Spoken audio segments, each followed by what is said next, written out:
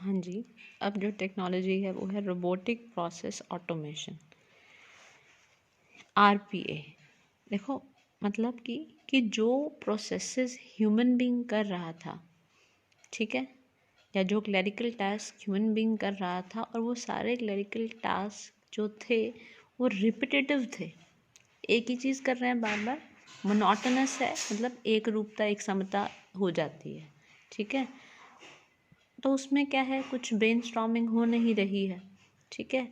तो अब उन्हीं टास्क को क्या कर रहे हैं, आर्टिफिशियल इंटेलिजेंस के थ्रू रोबोट्स जो हैं उन टास्क को कर रहे हैं, जो क्या है पहले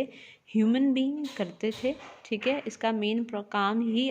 रोबोटिक प्रोसेस ऑटोमेशन का काम ही यही था कि जो प्रोसेस पहले ह्यूमन बीइंग करते थे और उसमें रिपीटिटिव और बोरिंग जो क्लरिकल टास्क था उसको क्या कर दिया, अब रिप्लेस कर दिया आर्टिफिशियल इंटेलिजेंस ने, जिसके अंदर क्या है, रोबोट्स वो टास्क करते हैं, ठीक है। तो जो भी पहले ऑर्गेनाइजेशन टास्क करते थे ह्यूमन बींग्स ऑर्गेनाइजेशंस के अंदर, वो एप्लीकेशंस या सिस्टम्स का यूज़ करके, तो अब क्या किया जाता है, आरपीएस टेक्नोलॉजी जो है वो इंटरैक्ट करती है एग्जिस्टिंग आईटी इन आर्किटेक्चर के थ्रू के साथ, विद नो कॉम्प्लेक्स, मतलब कोई इसमें कॉम्प्लेक्स सिस्टम इंटीग्रेशन की रिक्वायरमेंट नहीं है, जिस इंटरैक्ट करती है और टास्क का कंप्लीशन होता है। रोबोटिक ऑटोमेशन के अंदर क्या किया जाता है कि कंपनी अपने वर्चुअल वर्कर्स को, ठीक है, वो डिप्लॉय कर देती है, जो क्या है ह्यूमन बींग्स की तरह ही, ह्यूमन बींग वर्कर्स जो हैं उनकी तरह काम करते हैं, एफिशिएंटली काम करते हैं और 24 घंटे काम करते हैं, क्योंकि उन्हें थकावट भी नहीं होती है, ठीक है। और क्योंकि काम अमेज़ॉन अगर हम बात करें तो वहाँ पर इतना ज़्यादा, खास कर कि जब कोविड के टाइम में, क्योंकि सारा सब कुछ बंद था, तो क्या था, अमेज़ॉन पे और ये फ्लिपकार्ट पे इतना ज़्यादा क्या कहते हैं ऑर्डर्स गए हैं, तो अमेज़ॉन ने की जो वर्कर्स की क्षमता थी उनको बढ़ाना पड़ा उनको, और एक तो इतना बड़ा हब है कि वो सब पूरे का पूरा ही क्या है आपका रोबोटिक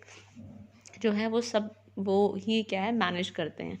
तो क्या है उसमें, तो बिना किसी टायर्डनेस के भाई सारा डिलीवर करना है, इसका मतलब जो भी उनको ये पैकेट्स उठाना है, यहाँ से इस बॉक्सेस के अंदर डालना है, ये इसकी डिलीवरी है, ये तो उसमें ये पैकेजेस को मेंटेन करना, तो वो पूरा जो वेयर हाउस में सारे क्या थे रोबोट्स काम कर रहे थे, तो वो बहुत ईजिली कर रहे हो। और काम इतना है कि हर वक्त पूरा दिन करना पड़ेगा, 24 घंटे करना पड़ेगा, तो फिर रोबोट्स की रिक्वायरमेंट पड़ी। तो प्रोडक्टिविटी जो रोबोट की 100% है, और प्रोडक्टिविटी ह्यूमन बीइंग की ऑन एन एवरेज अगर लग कर भी काम कर ले तो क्या है उसकी 60% एवरेज है, ठीक है। तो और क्या है, और अब वो क्या बोलते हैं कि जो रोबोट्स जो हैं वो क्या है मल्टीटास्किंग कर सकते हैं, वो अलग टाइम पर अलग जॉब भी एफिशिएंटली, उनको प्रोग्रामिंग डालने की ज़रूरत है उनके अंदर, तो टाइम भी नहीं लगेगा और एफिशिएंटली रिजल्ट ओरिएंटेड काम भी करेंगे, जल्दी करेंगे, और एक बार की फिक्स्ड कॉस्ट है, उसके बाद तो क्या है जस्ट रिटर्न्स ही रिटर्न्स हैं। लेकिन ह्यूमन बीइंग की कॉस्ट तो बहुत ज़्यादा ही है और पूरी लाइफ रहेगी। तो सप्लाई चेन की मदद के अंदर जो ये आपका रोबोटिक प्रोसेस ऑटोमेशन किया जा रहा है ऑर्गेनाइजेशन द्वारा, इससे क्या है आपका जो एडमिनिस्ट्रेटिव ओवरहेड्स थे, जो क्लरिकल कॉस्ट वगैरह थी या स्टाफिंग कॉस्ट वगैरह थी, वो कॉस्ट क्या है आपकी रिड्यूस हुई है, ठीक है। स्टाफ क्या है रिड्यूस हुई है या हो सकती है, ये बहुत अभी तो कम लेवल के ऊपर, सिर्फ एक अमेरिका साइड ही आपका हुआ है ना ये इम्प्लीमेंट। तो स्टाफ को दूसरे कामों के अंदर भेज दिया जा सकता है जहाँ पर आपका रोबोटिक प्रोसेस ऑटोमेशन हो नहीं सकता, पॉसिबल नहीं है, या लोअर वैल्यू का है और रिपीटेटिव टास्क है और वो नहीं कर सकते हैं, तो वहाँ पर वो शिफ्ट कर दिया जाता है स्टाफ को। सप्लाई चेन हाई क्वालिटी की जो है of high chain higher quality of work can be obtained as it eliminates human error, क्योंकि जहाँ पर हाई क्वालिटी ऑफ काम चाहिए तो वहाँ पर ह्यूमन एरर आप क्या है मतलब कि झेल नहीं सकते कि कुछ गलती हो जाए, और काम बहुत सही होने चाहिए, बहुत एफर्टफुल काम है, तो वहाँ पर क्या है उसकी हायर क्वालिटी हो जाती है जब आप उसमें क्या है रोबोटिक्स प्रोसेस ऑटोमेशन को लेकर आते हो। स्टॉक रिटेलर्स को टाइमली स्टॉक डिलीवर हो जाएगा, क्योंकि बहुत इजीली आइडेंटिफाई हो गया पहले से ही कि क्या आपका इन्वेंट्रीज ज़रूरत है उनको, ठीक है, उनको टाइमली परचेज टाइमली ऑर्डर उनका मिल जाता है सप्लाई चेन के थ्रू, क्योंकि सारा जो है ऑटोमेशन टेक्निक से किया जा रहा है, जो परचेज या सेल का ऑर्डर है उसको पूरा कंप्लीट किया जा रहा है आरपीए टेक्नोलॉजी से। ऑटोनॉमस थिंग्स ऑटोनॉमस थिंग्स ये ऐसी चीज़ें हैं जो क्या करती हैं, ऑटोनॉमसली काम करती हैं, अपने लेवल पर डिसीजन लेती हैं बिना किसी ह्यूमन गाइडेंस के, ठीक है। निर्णय भी खुद लेती हैं और ऑपरेट भी खुद होती हैं, और मतलब कि कोई भी डायरेक्टली कोई ह्यूमन इंटरवीन नहीं करेगा। ऑटोनॉमस थिंग्स का जो एग्जांपल हम बात करें कि सेल्फ ड्रिवन कार्स हैं, वो इतना अनेबल बना दिया आर्टिफिशियल इंटेलिजेंस ने, सेंसर्स हैं, उनको इतना पता है कि डिलीवरी का एड्रेस क्या है, जीपीएस प्रॉपर लगा हुआ है उसके अंदर, तो उनको पता है कि कहाँ डिलीवरी देनी है, तो वो प्रॉपरली ड्राइव होकर वहाँ पर जाती हैं, ठीक है। उनको ये भी पता है कि ट्रैफिक है तो उसके अंदर कैसे चलना है, तो उनके वो जो सेंसर टेक्नोलॉजी है कि कैसे उनको डिसीजन लेना है कि किस तरफ जाएं, कैसे उनको प्रॉपरली काम करना है, ठीक है। तो without any guidance of human being, कोई कंट्रोल नहीं करता पीछे, वो खुद ही सेल्फ कंट्रोल्ड होती हैं। या ड्रोन्स की बात करें तो टाइमली डिलीवर करना जो पैकेजेस हैं, तो ये आपका क्या, विदाउट एनी गाइडेंस क्या करते हैं, ये आपके सेल्फ ड्रिवन व्हीकल्स या ड्रोन्स ऑपरेट होते हैं। और क्या है, इसके अंदर होम रोबोट्स भी आते हैं कि छोटे छोटे रोबोट घर पर जो यूज़ किए जाते हैं काम के लिए, जो क्या है खासकर जो बहुत ही यंग छोटे बच्चे या एल्डर बहुत बुजुर्ग हो गए हैं तो दूसरी कंट्रीज़ के अंदर उनकी देखरेख के लिए भी रोबोट्स का यूज़ किया जाता है। मिलिट्री के अंदर इन रोबोट्स का यूज़ किया जाता है, चाहे वो एयर मिलिट्री है, लैंड मिलिट्री है या सी मिलिट्री है। तो कुछ ऑटोनोमस मशीन्स हैं जिनके अंदर क्या है, वो अपने लेवल पर जो उनका इन्फॉर्मेशन उसके अंदर डाला गया है रोबोट्स के प्रोग्रामिंग के अंदर, कि कैसे टारगेट को अटैक करना है, इन्फॉर्मेशन कैसे कलेक्ट करनी है, रडार का सिस्टम है कि कितना उनको पता है फ्रिक्वेंसी से कोई चीज़ दूर से आ रही है, तो वो सारे सेंसेस जो हैं वो उनकी काम करेंगी। तो उनके अलग हैं कि उनको कैसे मौसम को किस तरह से फोकास्ट करना है, तो वो सारा सिस्टम उनका। तो मिलिट्री के लिए अलग तरह के रोबोट्स डिज़ाइन किए गए हैं उनकी हेल्प के लिए, उनके पर्पसेस को फुलफिल करने के लिए। Autonomous things are often physical devices operating in the real world, मतलब कि रियल वर्ल्ड के अंदर एक तरह से एक असली ह्यूमन बीइंग की तरह ही काम करने वाले ये डिवाइसेस हैं, ठीक है। तो ऑटोनोमस थिंग्स को, सप्लाई चेन को बहुत बेहतरीन बनाने के लिए इनको इवेल्युएट करना बहुत ज़रूरी है। सप्लाई चेन को, ऑटोनोमस थिंग्स को इवेल्युएट करना बहुत ज़रूरी है, as both substitutes and complements to the human work force, क्योंकि दोनों ही क्या हैं, आपके एक तरह से सब्सटीट्यूट्स हैं ह्यूमन वर्क फोर्स के, और कॉम्प्लीमेंट भी करते हैं उसको बढ़ावा भी देना, उसके साथ भी काम करना है कि हाँ वो भी काम करेगा वो भी करेगा, और सब्सटीट्यूट भी है कि भाई उसकी जगह भी रिप्लेस होके ऑटोनॉमस भी क्या है आ सकती हैं चीज़ें। तो complements as well as alternate या सब्सटीट्यूट भी हैं, तो इवेल्युएट करना पड़ेगा कि कॉस्ट भी है कि हम ह्यूमन बीइंग की तो रिक्वायरमेंट ही नहीं है, नहीं तो ह्यूमन बीइंग को कहीं और डालो, तो खतरा भी है आने का ऑटोनॉमस थिंग्स का। अब बात आती है डिजिटल सप्लाई चेन ट्विन्स। तो डिजिटल ट्विन क्या है, अगर हम बात करें कि ये सप्लाई चेन में एक वर्ड डाला डिजिटल ट्विन, कहता है जो ये फ्रेज़ जोड़ा गया है इसका मेन अगर हम डिटेल में बताएं तो ये है क्या बेसिकली, कहता है ये एक किसी भी फिज़िकल एसेट जो है या प्रोसेस उसका एक डिजिटल वर्जन है, ठीक है। तो उसका एक कंप्यूटराइज्ड वर्जन है किसी फिज़िकल एसेट या किसी प्रक्रिया का। तो इसमें क्या होता है डिजिटल ट्विन में, इसमें क्या होता है, सेंसर्स लगे होते हैं जो डाटा कलेक्ट करते हैं, ठीक है, और उस एसेट के अंदर वो क्या है, वो उस एसेट के अंदर या वो इक्विपमेंट के अंदर उस डाटा को डाल दिया जाता है, ठीक है। तो वो इसका मतलब जब सेंसर्स लग गए और उस एसेट में चले गए तो वो क्या है, एक फिजिकल एसेट की तरह काम करेगा, एक मतलब रियल पर्सन की तरह, रियल एसेट की तरह काम करेगा। तो इसमें क्या होता है, it has effect on asset click machinery generates, मतलब उसमें क्या किया जाएगा कि machinery generate data on vibrations के बेसिस के ऊपर डाटा जनरेट करेगी, क्योंकि मैं सेंसर डाल दिए, वाइब्रेशंस हुएंगी, डाटा जनरेट होगा। लाइक हीट है, गर्मी है, प्रेशर है या दूसरी चीज़ें हैं, जैसे हमारी एप्पल वॉच होती है, तो उससे क्या भाई आप चलते हो, ठीक है, तो वो आपके हाथ में जो एप्पल वॉच है वो क्या करेगी, स्मार्ट वॉच, वो आपको बता देगी आपकी कितनी कैलोरीज बर्न हुई हैं, ठीक है। तो सेंसर्स डाल दिए उसके अंदर ना, कि जो कनेक्टेड है आपकी बॉडी के जितने भी जो वो सेंस कर रहे हैं कि हाँ आपका हार्ट बीट कितना चल रहा है, ये कितना चल रहा है, मतलब आपको हेल्दी रखने के लिए वो एप्पल वॉच बनाई गई हैं। तो वाइब्रेशंस के ऊपर काम करता है, प्रेशर के ऊपर काम करता है कि जितना भाई हाँ प्रेशर है, क्या वाइब्रेशंस, वो मशीनरी वो एसेट देखती है क्योंकि उसमें सेंसर्स हैं। तो उस डाटा को यूज़ किया जाता है प्रिडिक्ट करने के लिए, ठीक है, क्या कि भाई अब ये तो था कि हमारे एप्पल वॉच में यूज़ हो जाती है, और कई बार कुछ मशीनों में ये यूज़ किया जाता है, ये सेंसर डाले जाते हैं कि ये देखने के लिए कि ये मशीन कितने टाइम में फ़ेल हो सकती है, ताकि प्रिवेंट किए जा सकें, मेजर्स लिए जा सकें। कहीं ऐसा ना हो ना कि मशीन फ़ेल हो जाए, फिर आप वेट करते रहो, क्योंकि लोग भी आइडल बैठेंगे, आइडल लेबर आर्स होंगे, उसकी कॉस्ट बियर करनी पड़ेगी, मटेरियल भी फिर पड़ा रहेगा, ठीक है, तो वो तो अब वेजेस तो आपको देनी पड़ेंगी। तो इसके लिए क्या है, मशीनों के अंदर सेंसर्स डाल दिए जाते हैं, तो वो फिजिकल एसेट की तरह काम करती है और वो डाटा देती है, जिससे पर अगर उसका जो ब्रेक डाउन या फेलियर होने वाला है तो उस वक्त तुरंत क्या है, वो सेंसर्स के बेसिस के ऊपर आप ले सकते हो इन्फॉर्मेशन कि कब कोई ब्रेक डाउन होने वाला है, ठीक है। तो क्योंकि मशीनरी बहुत इंपॉर्टेंट टूल है, और अगर वो ब्रेक डाउन हो गई तो पूरी प्रोसेस जो है, प्रोडक्शन लॉस बहुत ज़्यादा हो जाएगा, प्रोसेस कुछ देर के लिए भी रुक गई, क्योंकि एक एक सेकंड की लाखों में कीमत होती है एक एंटरप्रेन्योर के लिए, बड़े एंटरप्रेन्योर के लिए। तो फिर अब वो रुकेगा तो फिर कस्टमर को भी फिर थोड़ा सा सफ़र करना पड़ेगा। तो डिजिटल ट्विन मेंटेनेंस क्या करती है, फोकास्ट करती है कि मशीन का डाउन टाइम क्या है, ब्रेक डाउन टाइम क्या है, फोकास्ट करने में हेल्प करती है। वो जो मैंने एग्जांपल बताया था वो सेंसर डिवाइस का बताया था, एप्पल वॉच, वो भी तो क्या है कि ह्यूमन वाइब्रेशन से क्या कर रही है, आपको डाटा दे रही है, वो हेल्थ के रिगार्डिंग कि भाई हाँ ठीक है, अब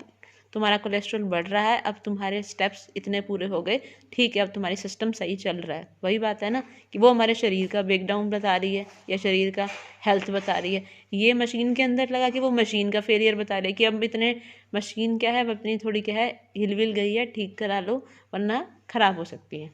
तो सेंसर्स काम करते हैं जो वाइब्रेशंस को स्टडी करते हैं और क्या है एक प्रिडिक्शन देते हैं कि टाइमली क्या है कुछ डिसीजन लिया जा सके उनके इम्प्रूवमेंट के रिगार्डिंग। अच्छा, is a digital representation of the relationship between the relevant entities such as product customer. वही कहते हैं कि ये क्या है एक्चुअल में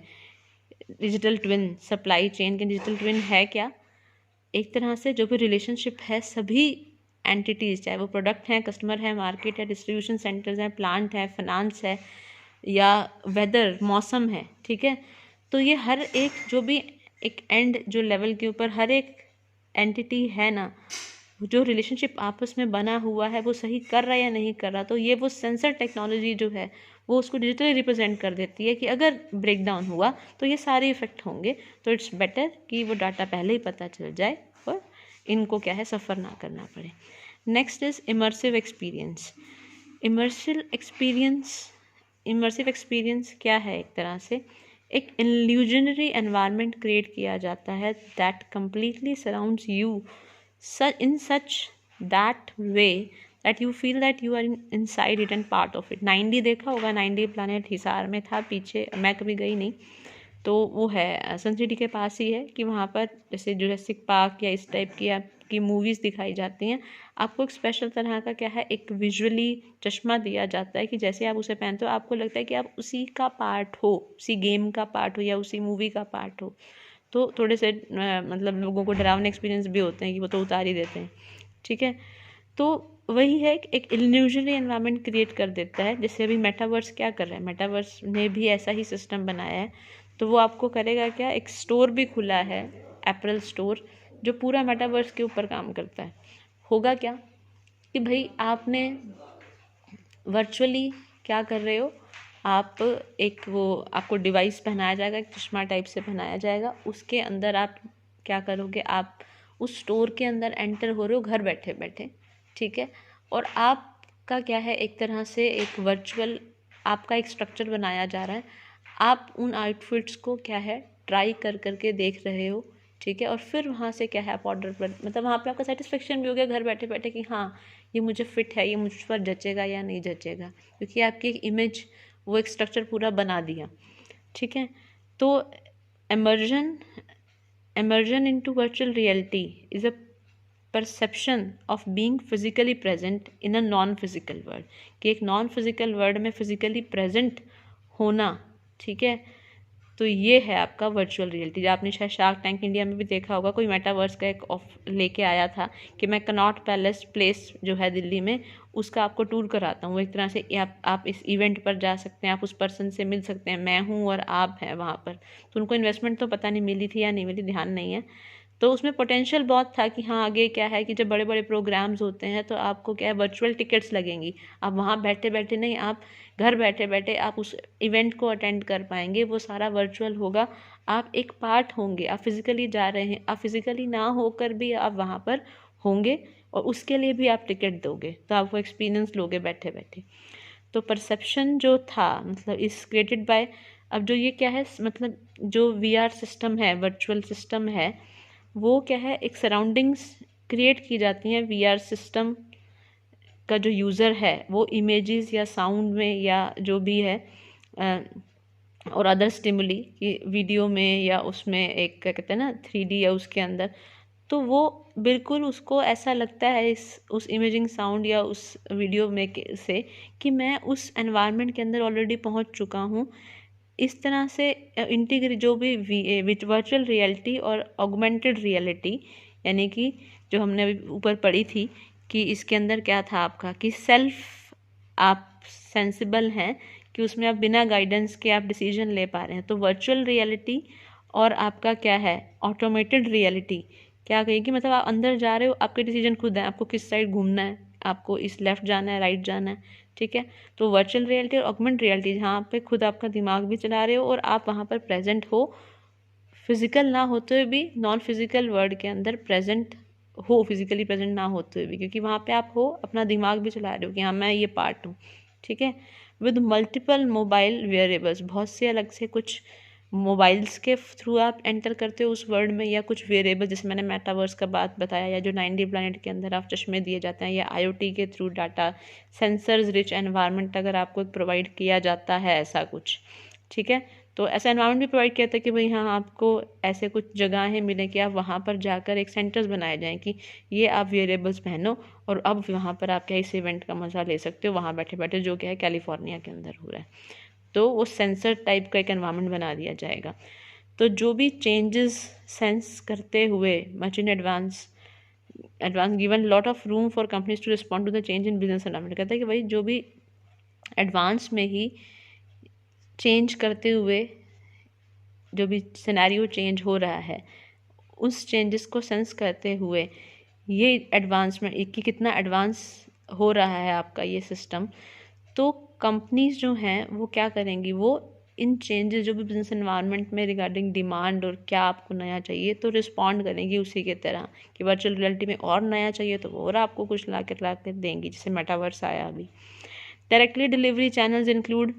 मैन्युफैक्चर, इसमें क्या है कि जो डायरेक्ट डिलीवरी चैनल्स में आपके manufacture, warehouse, shipping centre, retailers हैं, इंटरनेट जो है, इसमें क्या होगा डिस्ट्रीब्यूशन ऑफ प्रोडक्ट डायरेक्टली किया जाता है प्रोड्यूसर द्वारा बिना किसी चैनल के, ठीक है। डायरेक्टली तो आपका क्या होता है पूरा मैन्युफैक्चर होगा, वेयर हाउस होगा, शिपिंग होगा, रिटेलर्स होंगे, इंटरनेट से आप ऑर्डर करते हो तो वो भी होगा। अब इसमें क्या है कि आपका डायरेक्टली प्रोड्यूसर द्वारा ही आपको क्या है प्रोडक्ट डायरेक्टली दिया जाएगा। डिस्ट्रीब्यूशन क्या है आपका, जैसे कि मल्टीपल, अब किया कैसे जा सकता है, वही है कि आपने मेटावर्स से आपने वो चीज़ देखी, ठीक है, और आपने फिर वहाँ स्टोर यहाँ पर हैं आपके मल्टीपल शॉप्स हैं बाटा शो की, तो आपने वहाँ पर तो देखा कि भाई ये वाला मेरा को पसंद आया था, मैंने मेटावर्स में देखा था जाकर कि हाँ ये अच्छा है, ठीक है, तो फिर वहाँ पर स्टोर्स शॉप्स हैं, आप वहाँ से क्या है वो डिस्ट्रीब्यूशन वहाँ से होगा आपका, ठीक है। तो वो पूरे नए नए, और फिर ये भी है कि जो सामान मुंबई में पहले आ जाता है, हिसार में लगा लो वो पुराना माल आता है बाटा के ऊपर, तो वो पहले से ही आपको नए डिज़ाइन मिल जाएंगे, क्योंकि मेटावर्स टेक्नोलॉजी का यूज़ कर रहे हो। तो आज के टाइम पर आपको मुझे जूता वो चाहिए जो आज के टाइम पर मुंबई या दूसरी जगह पर अच्छी जगह पर पहना जा रहा है, और मैं क्यों फिर यहाँ पर मिलने वाला स्टॉक लूँ जो बहुत ही पुराना हो चुका है, तो वो क्या है फिर उसको भी प्रॉपर रिप्लेनिश करना पड़ेगा। मतलब कई चीज़ों के लिए हमें क्या जाना पड़ता है, भाई नहीं मुंबई से खरीदेंगे या दिल्ली से खरीदेंगे, तो फिर अगर वर्चुअल रियलिटी होगी तो फिर यहाँ जो स्टोर किए जाएंगे ओपन डिस्ट्रीब्यूशन के लिए, तो उन्हें भी क्या करना पड़ेगा, एग्जैक्ट सेम चीज़ें हर एक टायर 1 टायर 2 टायर 3 हर एक जगह पर उनको वो माल जो है वो आइटम्स पहुंचानी पड़ेंगी। बाय मेल ऑर्डर बिजनेस भी कर सकते हैं, ड्यूरेबल गुड्स लाइक बुक्स या टॉयज़ हैं तो वो आप मंगा सकते हैं आप, अगर आप वर्चुअल रियलिटी का एक्सपीरियंस कर चुके हैं तो सेल्स रिप्रेजेंटेटिव्स को भेज सकते हैं पोटेंशियल बायर्स के पास सैंपल के साथ, जिन्होंने पहले चेक कर लिया है कि भाई हाँ ये देखो कि और ख़ासकर अगर मान लो कि वो जो बायर्स हैं वो मटेरियल के हैं या मशीनों के हैं या स्पेयर पार्ट्स के हैं, टूल्स के, मशीन ऑयल्स के हैं, तो उनके पास तो आपको सेल रिप्रेजेंटेटिव भेजना पड़ेगा। उन्होंने देख तो लिया एक वर्चुअली कि हाँ ये काम ऐसे करता है, तो वहाँ पर तो आपके नॉर्मल ह्यूमन बीइंग के तो काम के हैं नहीं, तो ये आप उनको बेचने के लिए आप रिप्रेजेंटेटिव का यूज़ कर सकते हो। Most of the Indian government have aligned their supply chain objective with their business objective. बहुत से इंडियन ऑर्गेनाइजेशंस जो हैं वो क्या कर रही हैं आपकी, उन्होंने अपनी सप्लाई चेन को क्या है बिजनेस ऑब्जेक्टिव्स के साथ क्या है साथ में जोड़ा है। ठीक है, सप्लाई चेन अब उनके भी चैनल का बहुत बड़ा हिस्सा है। गवर्नमेंट भी धीरे धीरे क्या है अपना एक अलाइनमेंट फेस में आ रही है। Supply chain leaders can use their platforms to save time, improve safety and make work easy. Supply chain क्या कर सकती है में क्या, जो लीडर्स हैं मेन बड़े बड़े हैं, तो वो इन प्लेटफॉर्म्स का यूज़ कर सकती है। टाइम भी बचेगा, कॉस्ट भी बचेगी और सेफ्टी भी है, ईजिली डिलीवरी भी है। ठीक है, अच्छा next step supply chain scenario in India. कहता है इंडिया के अंदर सप्लाई चेन का अब क्या सिनेरियो। कहता है बहुत बड़ी तेज़ी से बढ़ने वाली इकॉनमी है हमारी इंडिया, और डाइवर्स मार्केट है क्योंकि नंबर ऑफ रिलीजन हैं, कल्चर हैं। ठीक है, तो और परसेप्शन लेवल अलग है, चीज़ें का जो हम कहते हैं ना कि पसंद जो है वो अलग है सबकी अपनी अपनी, क्योंकि आपका कहते हैं ना डेमोग्राफिक प्रोफाइल जो है वो अलग है, क्योंकि हर किसी का इनकम लेवल भी अलग है, हर किसी का प्रोफेशन भी बहुत डाइवर्स है। ठीक है, तो इसलिए बहुत चैलेंजिंग हो गया है ऑर्गेनाइजेशन के लिए कि सप्लाई चेन को मैनेज करें प्रॉपरली, क्योंकि उसका जो मास नंबर ऑफ कस्टमर है, स्पेशली यूथ, अगर हम ज़्यादातर यूथ के लिए प्रोडक्ट्स बनाए जाते हैं तो वो बहुत चैलेंजिंग हो गया है, क्योंकि बिज़नेस तो इसलिए बिकॉज तो मैनेज करना सप्लाई चेन को बहुत ज़रूरी भी हो गया है, कॉम्प्लेक्स भी है, क्योंकि इतना सिनेरियो बदल रहा है, इकॉनमी इतनी बढ़ रही है, इंडियन इकॉनमी, पैसा भी बढ़ गया है हमारे हाथों में। तो because of business practices, government policies की वजह से टेक्नोलॉजी इतनी डेवलप हो चुकी है, इंफ्रास्ट्रक्चर इतना बढ़ गया है, डेवलप हो चुका है, तो सप्लाई चेन मैनेजमेंट अब सिर्फ एक क्वेश्चन नहीं है कि लॉजिस्टिक्स को इन्वॉल्व कर दें, बल्कि आपको ग्रोथ भी करनी पड़ेगी ऑर्गेनाइजेशन को अगर सर्वाइव करना है आने वाले टाइम में। जैसे आप शार्क टैंक इंडिया देख रहे हो, तो जो वो चीज़ें लेकर आ रहे हैं ना, तो आगे सोच लो कि क्या नॉर्मल मार्केट में जो हम कर रहे हैं तो उसके ऊपर कितना इम्पैक्ट पड़ने वाला है, ये देख लो। कि एंटरप्रेन्योर्स बहुत नया और बहुत अलग अलग सोच के आ रहे हैं। जैसे ब्रेल के रिगार्डिंग क्या था, एक डिवाइस लेके आए ब्रेल लिपि के रिगार्डिंग, जो वो ब्रेल 20 लाख मतलब मिशन है कि 20 लाख लोग जो हैं, बच्चे हैं जो हैं वो ब्लाइंड है, वो क्या है एजुकेशन प्राप्त नहीं कर पाते क्योंकि डिवाइस नहीं है, तो वो ब्रेल डिवाइस उनको सिखाएगा। तो इसका मतलब कि आगे सोचो कि क्या क्या टेक्नोलॉजी लेकर आई जाए। किडनी के रिगार्डिंग एक डायलिसिस की थी कि भाई इतना सस्ता डायलिसिस होगा अब, और छोटे छोटे कैबिनेट्स यहाँ पर बनाए जाएंगे उनके, और इवन हम क्या है घर पर भी जाकर डायलिसिस करेंगे, तो क्योंकि किडनी के पेशेंट्स को बहुत कुछ फेस करना पड़ता है। तो वही है कि सप्लाई चेन को मैनेज करके ऑर्गेनाइजेशन बहुत बेनिफिट उठा सकती हैं। ठीक है, थ्रू द यूज़ ऑफ और इंटरनेट का यूज़ करके, खास आज के टाइम पर, क्योंकि आज जियो ने ही सोच लिया था पहले कि data is wealth of future, तो उन्होंने सब वही लगा दिया। तो अब जो फिर उसके बाद इंटरनेट की वजह से हमारा जो कंट्री बूस्टअप हुआ है और जो हमारी मनी हमारे हाथ में जो पैसा आया है, फिर उसका डिमांड जो क्रिएशन बढ़ी है, वो फिर अलग ही लेवल के ऊपर आपका मार्केटिंग जो है, प्रोडक्शन अलग ही लेवल पर जाएगा। तो that means of supply chain बहुत ज़्यादा बढ़ता जाएगा आने वाले टाइम में। जो चीज़ पहले सब्जेक्ट ही नहीं थी कभी, आज पढ़ाई जा रही है, तो इम्प्लीमेंट इतनी तेज़ी से होने वाला है, इट्स अनप्रिडिक्टेबल। तो क्या है, मोर कोलैबोरेटिव टाइमली प्रोडक्ट डेवलपमेंट, वही ज़्यादा से ज़्यादा कोलैबोरेशंस होंगे,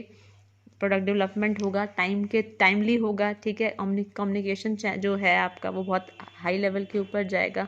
फंक्शनल डिपार्टमेंट्स में या सप्लायर्स में या कस्टमर में, तो कम्युनिकेशन बहुत बेटर होगा। रेगुलरिटी मतलब रेगुलेशन बहुत अच्छे से होगा, तो पूरा इंटीग्रेटेड तरीके से ही होगा, तभी पॉसिबल है कि हर किसी को अपना बिजनेस बनाना है, तो चाहे वो लॉजिस्टिक है, चाहे कोई डिपार्टमेंट सप्लायर है, हर कोई काम तो प्रॉपरली करेगा ही करेगा। आज के टाइम पर वही है ना, आइडल को भी नहीं रह सकता। Agility. Supply chain agility represent how fast the supply chain respond to the changes in environment, customer preference, competitive force. मतलब ये एजिलिटी का मतलब क्या है कि कितनी जल्दी आप इन बदलाव जो हो रहे हैं, जो ये एनवायरनमेंट के अंदर या जो भी हमारे मार्केट में या कस्टमर की प्रेफरेंस में बदलाव हो रहे हैं, कंपटीशन बढ़ रहा है, ग्लोबल कंपटीशन बढ़ रहा है, तो कितनी जल्दी आप फास्टली उसको क्या करोगे, मतलब एक रिस्पॉन्ड करेंगे। ठीक है, तो आप अपने आप को कितनी बेहतर जल्दी से बनाएंगे, क्योंकि कंपटीशन का ज़माना है। तो बदलते टाइम के साथ तो एनवायरनमेंट जो है, अब ये हो गया ना, survival of the fastest, and अब तो क्या है, fittest would be that one and he will survive if he is fastest. ठीक है, तो इंडियन सिनेरियो के अंदर क्या है, आपकी जो टोपोग्राफिकल जो है या जियोग्राफिकल जो कॉन्स्ट्रेंट्स हैं, जो हैं आयाम हैं, कल्चरल सिनेरियो तो है ही, आपके लोग अलग अलग कल्चर से बिलोंग करते हैं, जोग्राफिकल एरिया, मौसम, सब कुछ अलग है। टोपोग्राफिकल मतलब कि यानी कि अलग अलग, कोई गर्म इलाका, कोई सर्द इलाका। ठीक है, तो मतलब टोपोलॉजी अलग है आपकी, वहाँ पर क्रॉप्स, उगने वाली चीज़ें, सब कुछ अलग हैं। तो कंडीशंस अलग अलग हैं, जिसमें क्या है, अपस्ट्रीम डाउनस्ट्रीम होते रहते हैं। बिल्कुल प्योर वैसी नहीं है जो दूसरी कंट्रीज़ हैं कि सब सेम है हर जगह पर। तो इससे क्या है, डिफरेंट प्रोसेसेस के ऊपर इफेक्ट पड़ेगा, एक्टिविटीज़ के ऊपर इफेक्ट पड़ेगा, कि product value in the form of product, मतलब कि प्रोडक्ट वैल्यू पे भी इफेक्ट पड़ेगा, कि कस्टमर इनके हाथों में जो भी प्रोडक्ट या सर्विस जा रहा है, तो वो इफेक्ट पड़ेगा, प्रोसेसेस पे भी इफेक्ट पड़ेगा, क्योंकि जो प्रोडक्ट बनाया जा रहा है वो अलग अलग तरह के कस्टमर्स के हाथ में जा रही है, सर्विस उनके अलग अलग लोगों के हाथ में जा रही है। तो सप्लाई चेन इंफ्रास्ट्रक्चर और फाइनेंसिंग जो है वो सबसे बड़ा रोल प्ले करेंगे इसके अंदर, कि पैसा भी लगेगा इन्वेस्टमेंट्स के अंदर, सप्लाई चेन के अंदर। ठीक है, और इकोनॉमी डिफरेंट है, और इंफ्रास्ट्रक्चर भी बहुत अलग से बनाना पड़ेगा, तो वो मोमेंटम रोल प्ले करेगा, उसके ऊपर काम करना बहुत ज़रूरी है। इंटरनेट गवर्नमेंट ने इंट्रोड्यूस किया है GST, फॉरेन डायरेक्ट इन्वेस्टमेंट। और क्या किया है, गवर्नमेंट की स्पेंडिंग जो है इस सेक्टर के अंदर भी बहुत ज़्यादा, और मेक इन इंडिया वो लेकर आए हैं। ठीक है, कि मेक इन इंडिया काफ़ी पहले 2015 के आसपास आई थिंक आ गया था। तो उससे क्या है, वो वैसे MSMEs के लिए आया था, तो कि अभी MSMEs भी इतना ज़्यादा ग्रो कर रही हैं कि वो बड़ी के इक्विवेलेंट आ रही हैं। तो वो nation wide make in India compel कर रहा है, नेशन वाइड सप्लाई चेन को लाना ही पड़ेगा। ठीक है, रिफॉर्म्स करने ही पड़ेंगे, सप्लाई चेन रिफॉर्म्स, नई स्कीम्स लानी पड़ेंगी। और FTI मंगा रहे हो अगर वो भी आती है, या उनके साथ कोलैबोरेट करते हो, तो फिर तो एडवांस होना ही पड़ेगा। ठीक है, तो नई स्कीम्स, इन्वेस्टमेंट इंसेंटिव सरकार दे रही है, डिजिटल इंडिया कैंपेन चलाया, वर्किंग ऑन नेशनल हाईवे पे बहुत काम किया जा रहा है, बहुत से पुल बनाए जा रहे हैं, ताकि रूट्स को सस्ता, बहुत छोटा किया जा सके, ताकि क्या है, आपका जो लॉजिस्टिक है, आपका ट्रांसपोर्टेशन जो है वो बहुत जल्दी हो सके। तो फ्रेट कॉरिडोर्स बनाए जा रहे हैं, कि जैसे हमने मुंबई में वर्ली का जो था वो बनाया, कि इतने टाइम का जो था, जहाँ पर 6-6 घंटे लगते थे, वो 1 घंटे में आप पहुँच जाते हो। ठीक है, तो वेयर हाउसेस बनाए जा रहे हैं काफ़ी बड़े स्तर के ऊपर, डिजिटल डिज़ाइन किए जा रहे हैं जोन्स इंडिया के अंदर, और रिज़र्व किए जा रहे हैं कि फ्री ट्रेड एरियाज़ के रूप में, कि यहाँ पर क्या है, बहुत सी सहूलतें मिलेंगी। तो वेयर हाउसेस जोन्स जो हैं आपके नियर पनवेल, नियर मुंबई, तो ये आपके वेयर हाउस जोन पूरा क्लस्टर, एक एरिया ही बना दिया कि सारे वेयर हाउस यहाँ होंगे। खुर्जा, दिल्ली के पास खुर्जा है, और आपके पास सीरी सिटी है चेन्नई में। ये कुछ डिज़ाइंस आपके वेयर हाउस जोन स्कीम्स बनाई हैं, जहाँ पे फ्री ट्रेड इस तरह से होगा कि कुछ फैसिलिटी दी गई हैं कि हाँ आप बनाएं और स्टोर करें यहाँ पर। ठीक है, तो और इनको इस जगह पर बनाया गया है जहाँ से क्या है, आपके कि इंफ्रास्ट्रक्चर की बात हो रही है कि भाई रोड जो है, रोड इनके आसपास, वेयर हाउसेस के आसपास ही क्या है, आपके रोड या आपके रेलवे या एयरपोर्ट्स वगैरह हैं, तो आसानी से आप क्या है, अपलोडिंग या अपलोड कर सकते हैं, जो भी है आपका लोडिंग आप कर सकते हैं, एक्सपोर्ट पहुँचा सकते हैं। तो उन्हीं के पास ही बनाने पड़ेंगे जो हार्बर्स वगैरह हैं। ठीक है, इन्वेस्टर्स और कंपनीज भी अवेल हैं मच नीडेड इंसेंटिव्स और रिक्रिएट देयर सप्लाई चेन। तो वो भी क्या है, अपनी सप्लाई चेन को क्या है, काफ़ी बूस्ट अप करने के लिए अभी इतनी काम एबल हैं, पोटेंशियल है उनमें कि वो क्या हैं,